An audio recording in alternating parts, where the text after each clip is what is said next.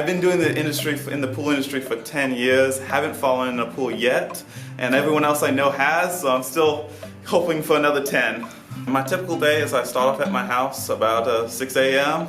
I get in my truck and I'll start looking at my route and get to the first pool and figure out what's going on. I like the freedom it gives me.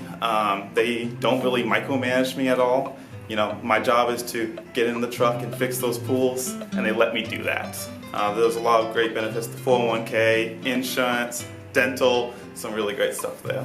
My team is great, and what I really enjoy about my team in particular is we all growing together. A lot of the guys are just starting out, so we get to train them and see them come up as well.